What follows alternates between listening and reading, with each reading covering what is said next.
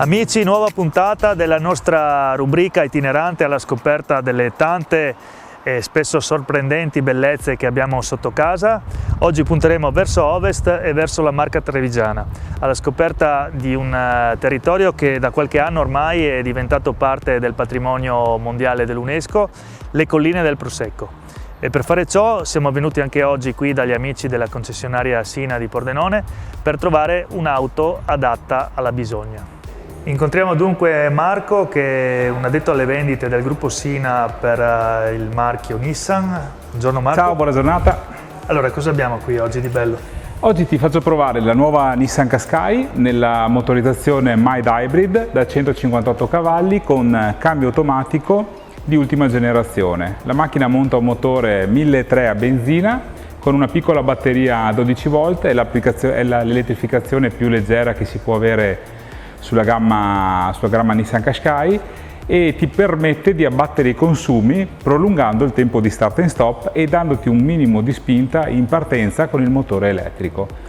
La macchina in questione è un allestimento Tecna, il colore è il nuovissimo Burgundy che stiamo presentando su tutta la gamma, è un colore perlato che cambia con il sole e dà un effetto bellissimo, dopo lo vedrete con le riprese, ti dà veramente una sensazione di dinamicità della macchina. Il cambio su questo modello è manuale o automatico? Qashqai è disponibile sia con il cambio manuale, la motorizzazione da 140 cavalli, Mild Hybrid, sia col cambio automatico come questa che ti sto per consegnare, sempre Mild Hybrid con il 158 cavalli CVT. CVT di ultimissima generazione, abbiamo eliminato l'effetto scooter dei vecchi cambi giapponesi, simula un cambio a doppia frizione, con addirittura le palette dietro il volante se vuoi divertirti un po' con una guida un po' più sportiveggiante. Vieni, accomodati pure, sì, se vuoi, dai, te la faccio vedere e così vedi com'è la macchina.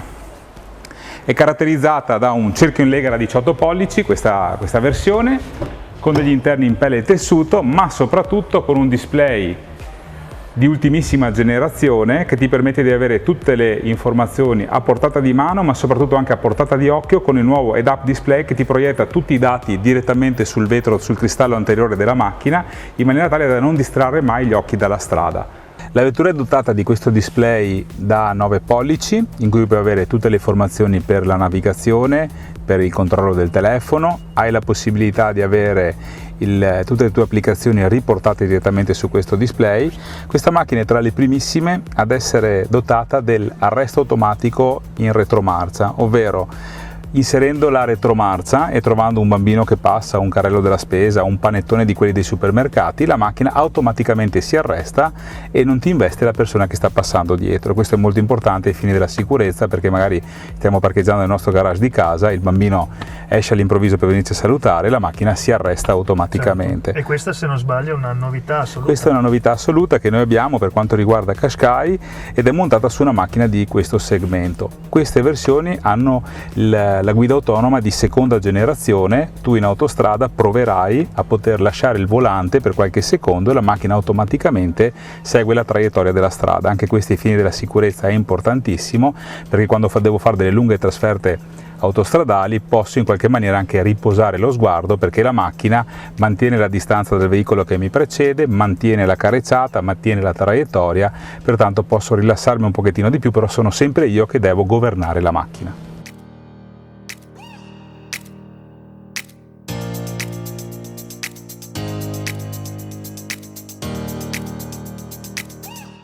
E allora imbocchiamo la statale 13 Pontebana in direzione ovest.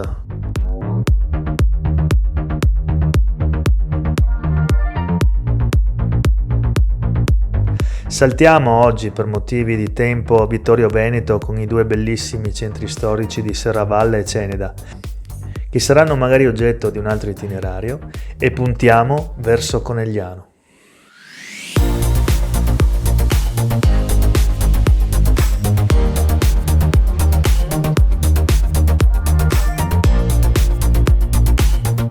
E allora andiamo a conoscere l'ospite di questa puntata. Ed eccola nella sua Conegliano, la nostra Camilla Franchetto. Ciao Camilla. Ciao, buongiorno. Allora, Camilla, coneglianese doc, Esattamente. aspirante modella, ma con già un curriculum importante alle spalle perché è reduce anche dal red carpet di Cannes, dalla Croisette, del Festival del Cinema. E che esperienza è stata? Perché ti abbiamo vista, eri in parte a personaggi come il regista David Cronenberg, come Emily Ratajkowski, non proprio riesco mai lei. a pronunciare quel cognome, Viggo Mortensen, Kristen Stewart, Sharon Stone, e chi più ne ha più ne metta. Sì, cioè veramente Ma dei personaggi non da poco. Praticamente sei stata invitata alla premiere di un cinema in concorso a Cannes. Esatto, di Crimes of the Future di Cronenberg, E appunto. non è neanche la prima volta perché in precedenza eri stata alla Mostra del Cinema di Venezia. Esattamente. Allora oggi mostreremo ai nostri amici che ci seguono le colline del Prosecco, no? Patrimonio UNESCO tra l'altro da qualche anno, e quindi tutto il territorio che parte da qui, da Conegliano, e poi si sviluppa Fino a Valdobbiadene. Fino a Valdobbiadene, passando per Refrontolo, per Cison di Valmarino, per Follina, quindi un altro itinerario a base di arte, natura, storia, Prosecco ovviamente, ma oltre al Prosecco c'è molto di più.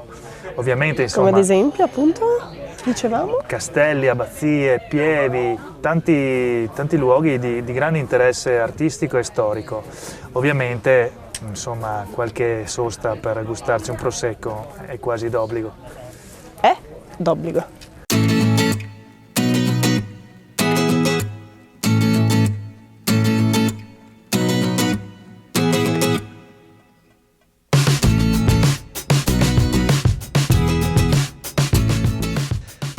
Ahimè, dobbiamo a malincuore saltare altri posti interessantissimi come Susegana e il Castello di Colalto, ma segnateveli perché meritano di sicuro una scappata. Da Conegliano ci dirigiamo verso nord-ovest e la nostra prima tappa è l'antica pieve di San Pietro di Feletto, eretta attorno al 1000, famosa per i suoi affreschi duecenteschi ed in particolare per quello della facciata, il cosiddetto Cristo della Domenica, il cui significato è chiaro: chi lavora nel giorno del Signore fa soffrire il Cristo, che, colpito dagli attrezzi di lavoro, versa sangue dalle ferite.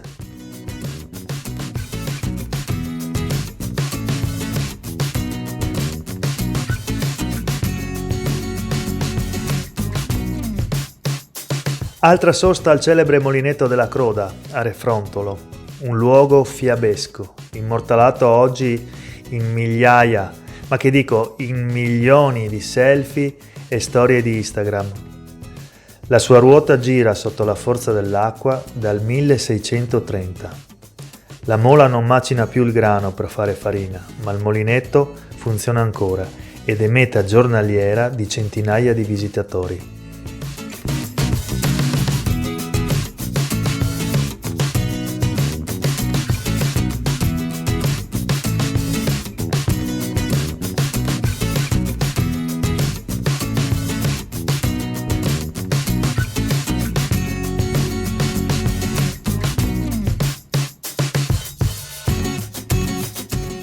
A Follina ci fermiamo a vedere l'abbazia di Santa Maria, o di Sana Valle come era anche chiamata.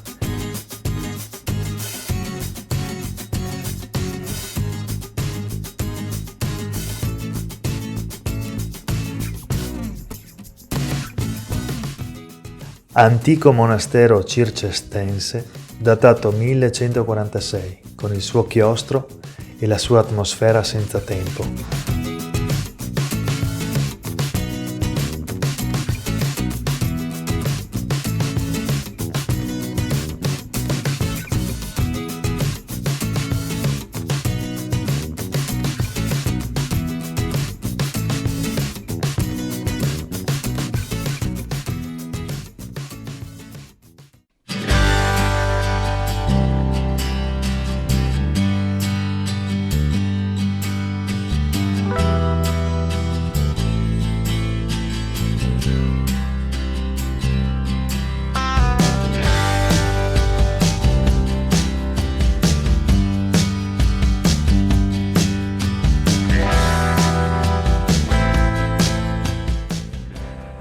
Ed ora andiamo a Castelbrando, l'antico castello dei Conti Brandolini, grandi capitani di Ventura al servizio della Repubblica di Venezia, oggi trasformato in un resort di lusso dalla famiglia Colombani.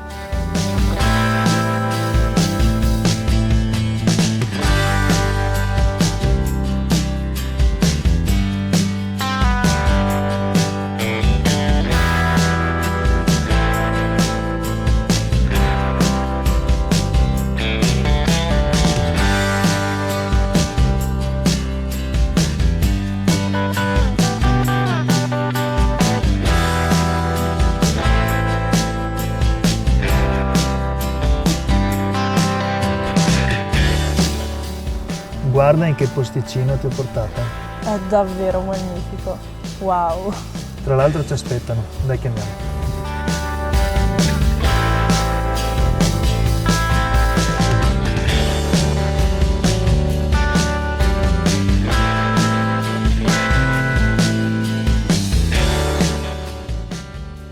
Ed ecco la signora Ivana. Piacere, benvenuti. Buongiorno. Benvenuti, ciao. Buongiorno Ivana. Buongiorno. Allora Camilla aveva piacere di vedere anche la spa.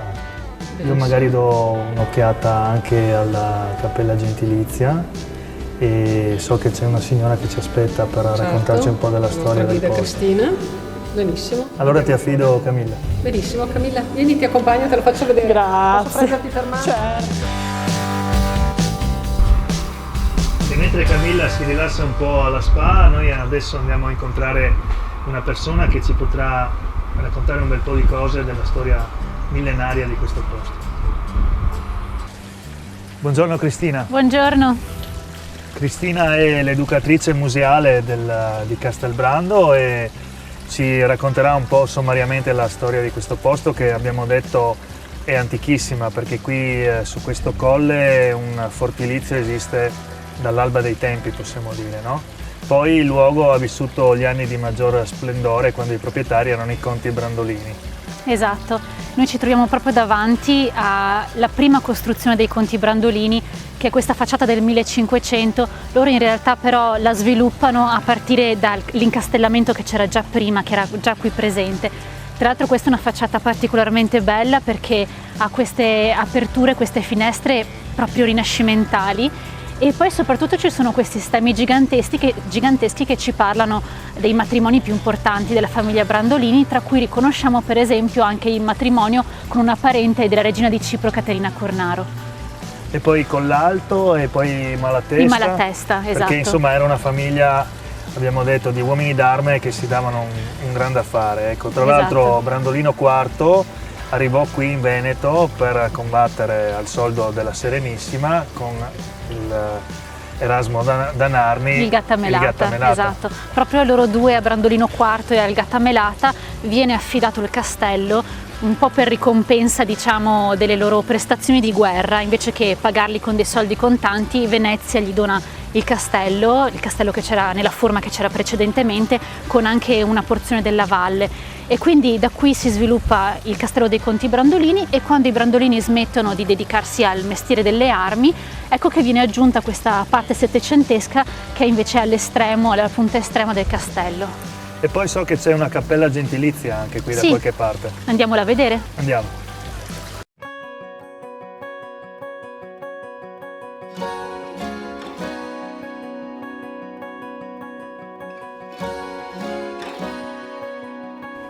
Ecco, allora questo è l'interno della chiesetta di San Martino, che era la chiesa interna del castello dei Conti Brandolini. È decorata, è essa stessa settecentesca, ed è decorata da affreschi e stucchi del Settecento, e ha di particolare non solo queste figure a monocromo che sembrano dentro delle conchiglie dorate, ma anche per esempio questa botola in bronzo che riporta il motto dei Conti Brandolini. Impavidum ferient. Significa lo coglierà impavido, sottinteso la morte, quindi anche nel momento della morte come dovessero morire, però da persone coraggiose. Beh, da bravi capitani di condottieri, esatto.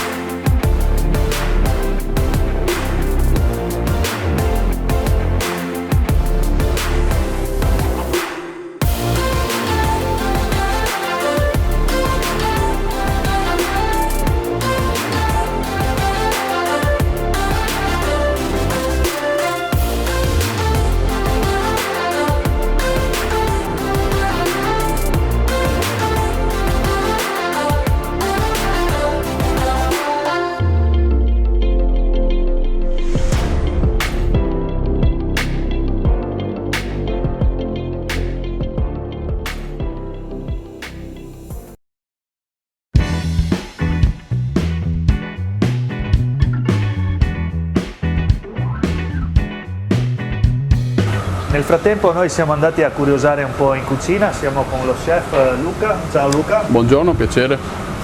Oggi proponiamo un piattino del territorio, usiamo un risottino, proponiamo degli asparagi o in alternativa, se no a chi non piacessero gli asparagi, andiamo a proporre il prosecco, dato zona patrimonio UNESCO, e l'abbiniamo con dei carletti o scioppettini qua nelle zone nostre, e siamo sempre sulla stagione. Quindi a lei la scelta, per me faccio quello che vuole. Beh, io scelgo gli asparagi, però so che qualcuno potrà prediligere il grisol. Nessun problema, il griso, nessun problema.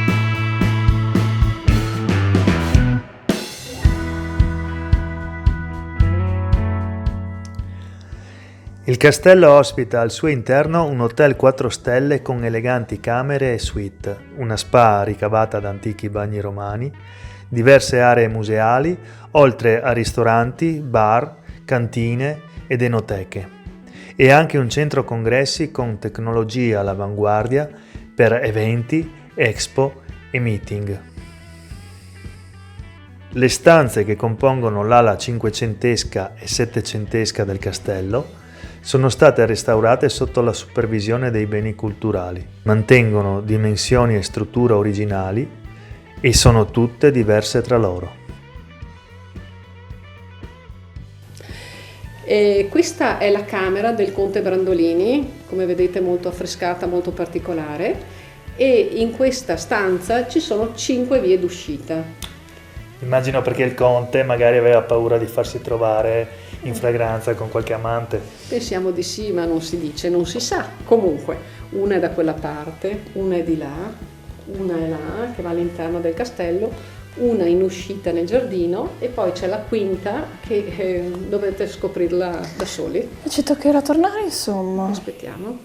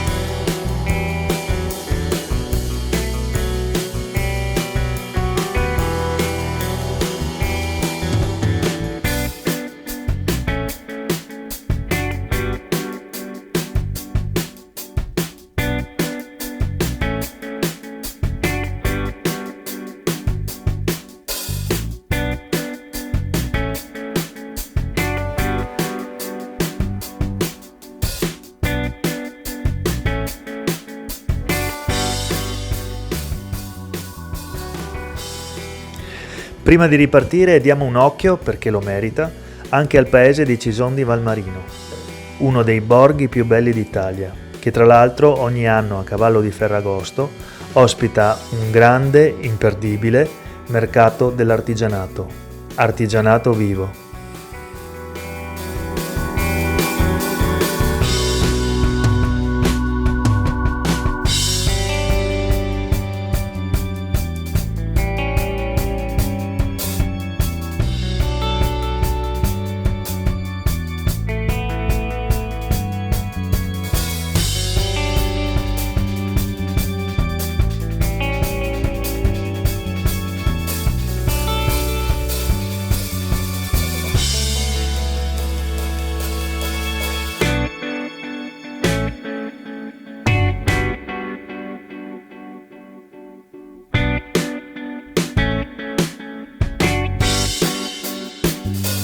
Bene, e in questo luogo ormai leggendario, l'Osteria Senza Oste, si conclude il nostro tour tra le colline del Prosecco. Purtroppo sì, per ora è tutto, per ora. In conclusione, magari ci racconti un attimo quali sono i tuoi programmi per l'avvenire. Nel breve termine cosa abbiamo? Nel breve termine, allora, come forse si sa, Festival di Venezia, incrociamo le dita, e altre cosine che teniamo tutto un po' così per ora, dai. Io ti ringrazio per averci accompagnato in questo tour. Con questo, dalle colline del Prosecco, patrimonio UNESCO, è davvero tutto. È davvero tutto? Non manca qualcosina? No, adesso andiamo a berci 2 gotti. Affare fatto. Ciao!